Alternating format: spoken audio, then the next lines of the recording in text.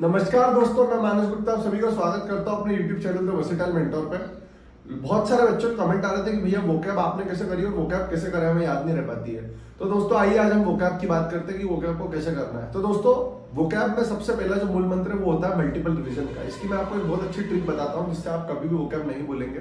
पहली बात तो अपने को जो किताबें करनी है उनका नाम है किरण, पिनाकल और ब्लैक बुक। पहले आप पिनाकल करेंगे अच्छे से, फिर किरण करेंगे, फिर अगर टाइम मिलता है तो ब्लैक बुक, क्योंकि किरण और जो हमारी पिनाकल है उसमें maximum to maximum words cover हो जाते हैं आपके। फिर आप ब्लैक बुक पढ़ेंगे तो आपको बहुत इजी लगेगी वो। ठीक है दोस्तों, अब आगे बात करते हैं हम कैसे करना है। देखो, जैसे मान लो आज आपने पढ़ाई चालू करी, तो आज आपने अगर 1 से 10 पढ़ी है तो कल जब आप 10 से 20 पढ़ेंगे तो पहले आप 1 से 10 वापस पढ़ेंगे सारी चीजें।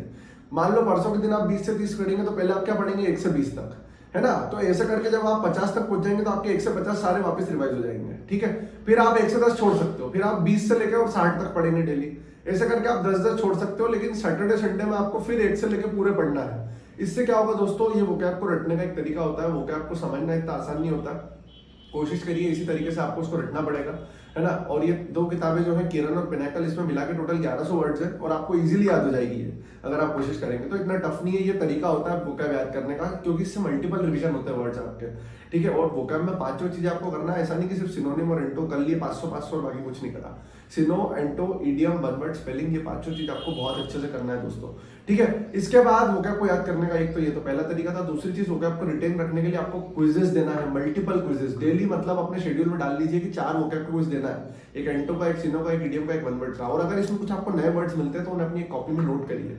आप मॉक टेस्ट दे रहे हैं, उसमें आपको कोई नया वर्ड मिल रहा है, उसे अपनी कॉपी में नोट करिए और उस कॉपी को डेली पढ़िए। तो ये दोस्तों वोकैब का तरीका था कि इस तरीके से वोकैब जो है वो मल्टीपल टाइम्स आपकी रिवाइज होती है। प्लस एंटो सिनो में कुछ रूट वर्ड्स भी आते हैं, आप चाहे तो 2 दिन में एक रूट वर्ड उठा सकते हैं, जैसे MAL, BENE, इस टाइप के कुछ वर्ड्स हैं जो आते हैं, है ना। जैसे लॉजी, ऑर्निटोलॉजी क्या होता है, पैथोलॉजी क्या होता है, तो लॉजी। तो इस टाइप से आप डेली 2 दिन में एक रूट वर्ड भी उठा सकते हैं और रूट वर्ड्स को भी याद कर सकते हैं। हालांकि रूट वर्ड का जो वेटेज है SSC में धीरे धीरे कम हो रहा है, लेकिन फिर भी हम एक रूट वर्ड जो है वो 2 दिन में आराम से याद कर सकते हैं। ये आपको बाकी एग्जाम्स में भी हेल्प करेगा। तो दोस्तों ये वोकैब के लिए एक वीडियो था, किस तरीके से आप वोकैब को अच्छे से कर सकते हैं। अपना ध्यान रखें और वोकैब को करते रहें, क्योंकि वोकैब एक इंपॉर्टेंट पार्ट है। और अभी तो इंग्लिश का वेटेज बढ़िया है, तो कम से कम 10 नंबर की तो मिनिमम वोकैब मान लो आप। मिनिमम मतलब 10 नंबर नहीं, मतलब 10 क्वेश्चन मिनिमम वोकैब का मान लो।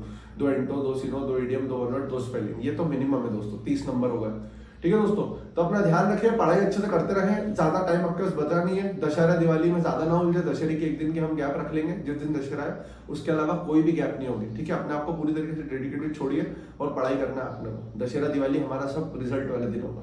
थैंक यू सो मच दोस्तों, चैनल से जुड़े रहें।